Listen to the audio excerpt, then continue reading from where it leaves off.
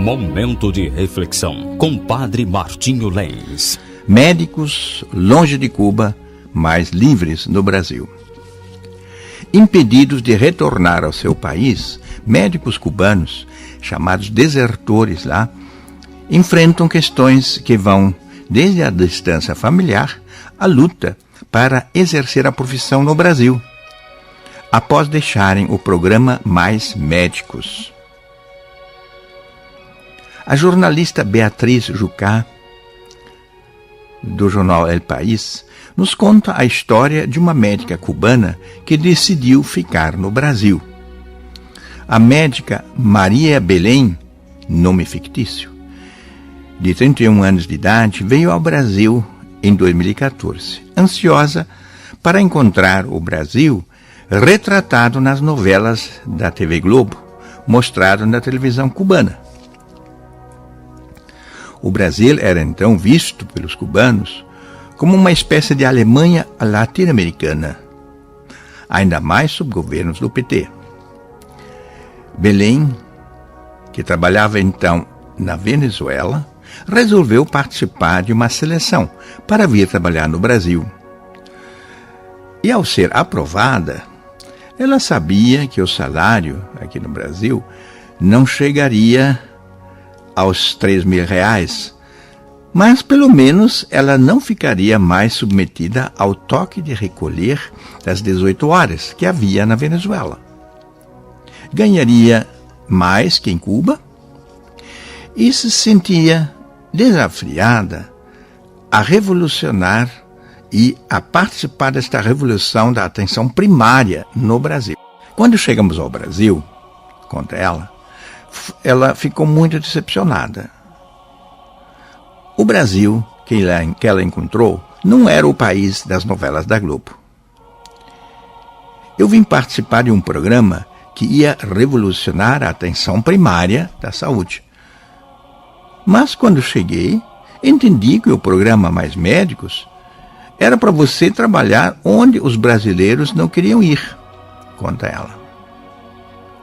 A falta de estrutura dos postos de saúde, em especial nas cidades pequenas, diversamente de Cuba, me fez ver que o atendimento público de saúde no Brasil era demorado e muitas vezes ineficaz. Eu sabia que estávamos em uma missão humanitária e isso nós valorizávamos. Sabemos que demos uma ajuda importante, enorme ao povo brasileiro. Tenho amigos médicos aqui que trabalhavam 15 dias indo de barco a lugares para atender gente que nunca havia sonhado em ter um médico antes. Quando deixamos Cuba, sabíamos que o governo ficaria com 70% do nosso salário. Mas o que me incomodava era a falta de isonomia em relação aos demais médicos do programa. Belém queria a liberdade que não podia ter no seu país. Por isso, ela decidiu fazer o exame Revalida em 2016. Ela foi aprovada nos exames. Mas isso não encerrou os seus problemas. Ela pediu que lhe mandasse lá de Cuba o seu diploma de médica. Mas esse diploma sumiu na alfândega cubana. Cuba é um mundo surreal, diz ela. Lá tem uma lei que proíbe fazer a segunda via do diploma. O que tenho hoje é uma declaração de que sou médica e que meu diploma não foi cassado. Belém agora é casada com um brasileiro. Trabalhou até o fim do contrato do programa Mais Médicos, mas como não retornou a Cuba, agora é considerada desertora pelo governo cubano e não pode retornar ao seu país por até 8 anos. Há pelo menos outros 150 médicos cubanos nessa situação no Brasil.